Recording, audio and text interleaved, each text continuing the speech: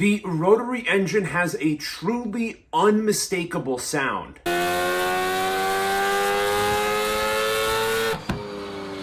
And overall, it's just a powertrain that has a lot of personality and some legitimate advantages too, like being compact and lightweight. But with currently only one new car on sale today featuring a rotary engine, things are looking pretty bleak. What could provide a little hope is Mazda teasing the idea of bringing back the rotary-powered sports car, but that would seem to fly in the face of the broader trends of increased fuel economy, decreased emissions, and just an overall shift towards electrification. So today we are going to really take stock and assess the state of the rotary engine in 2025. So as we kick off this discussion, I just want to be clear about the type of engine I'm talking about here, because oftentimes we are kind of misusing some of these terms. When I say rotary engine, there is likely a very specific type of engine that you're thinking about, the Wankel. But the actual phrase rotary engine can describe a lot of different things,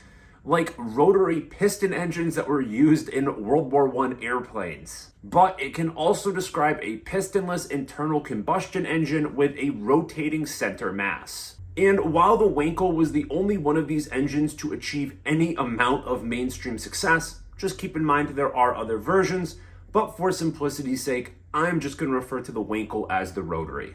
So this type of engine came about in the early 1920s under the design of Felix Wankel. Initially, the thought was to develop a rotary compressor to use as a supercharger for motorcycle engines. And after a good amount of experimentation and about 30 years, a version of this engine was developed for use in automobiles. Now, I am not engineering explained, and I am not going to go into the super technical details of how this engine works, but I do think it's important just to have a basic understanding. Where your traditional engine uses pistons that move up and down, a rotary engine doesn't feature pistons whatsoever. Instead, there is a triangular rotor that spins in a hula hoop motion around an oval-shaped chamber. And as it spins, it goes through the same steps as a normal four-stroke engine: intake, compression, power, and exhaust. But again, instead of those four strokes occurring as a piston moves up and down in a cylinder,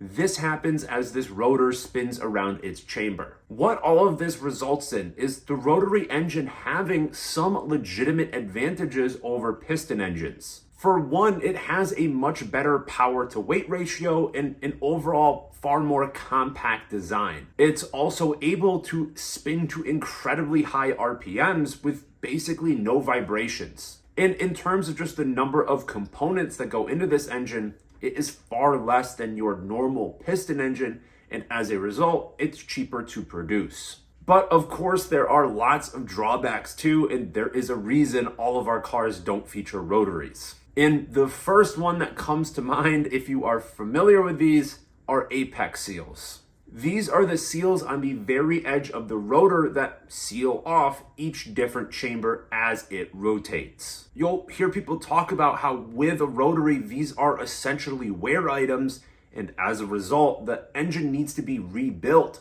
far more often than a normal piston engine. But independent of durability, rotary engines have a hard time with sealing in general because across the chamber there is a very wide range in temperature. And even when one of these engines is working as intended, there are just some inherent design drawbacks that result in more unburnt fuel being sucked into the exhaust stroke compared to a piston engine. And what that ends up leading to are probably the two least consumer-friendly aspects of the rotary.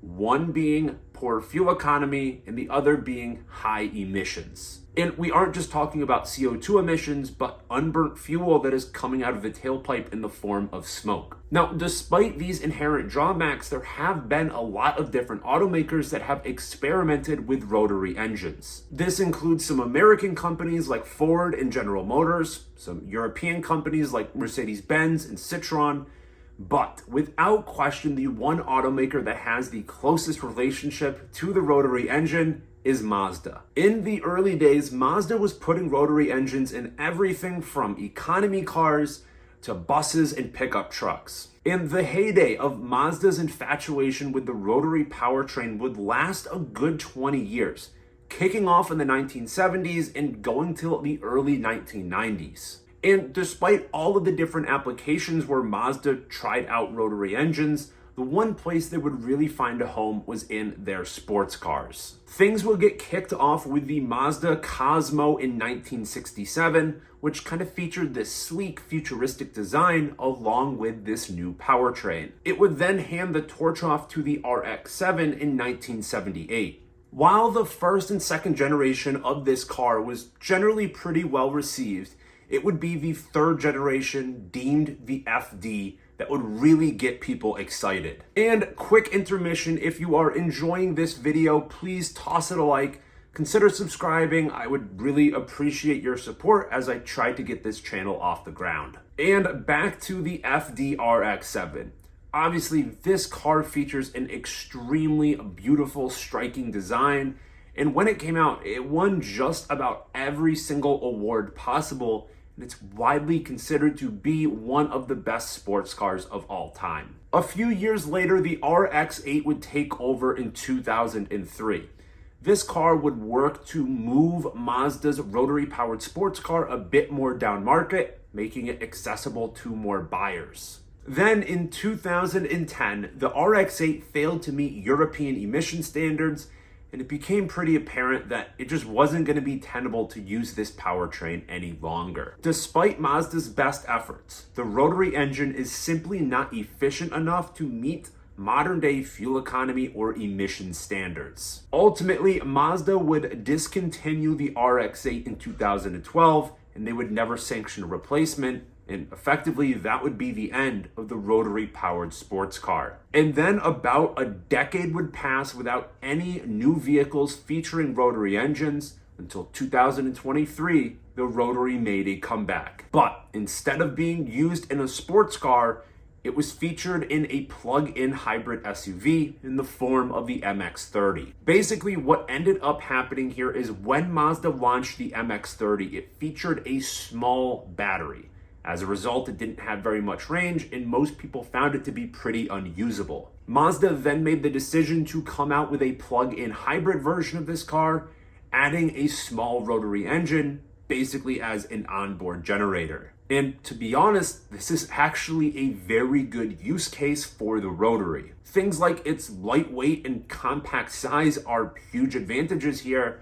And also, because it's acting basically as a generator, it can stay at one consistent RPM, which really helps both efficiency and the longevity of the engine. But there has been one other place where Mazda has teased us with the concept of a rotary, and that would be with the iconic SP concept. Mazda had originally showed off this concept back in 2023. It was a plug-in hybrid sports car that featured a large rotary engine to act as an onboard generator, and it was kind of intended to be the spiritual successor to the RX-7. And I think that is super apparent in the styling. This car carries over a lot of cues from the RX-7, and it got people really, really excited about the prospect of this car. And we got some good news recently that supposedly Mazda is getting closer to putting this car into production. Of course, we don't actually know what this is going to be in practice, if it will even look like the concept car, if it will still feature a rotary engine, but it is pretty exciting nonetheless. But I think that leads us to the bigger question at hand with both the MX-30 and this proposed iconic SP concept being plug-in hybrids and only using the rotary as an onboard generator. Is there any prospect for a true rotary-powered sports car ever again?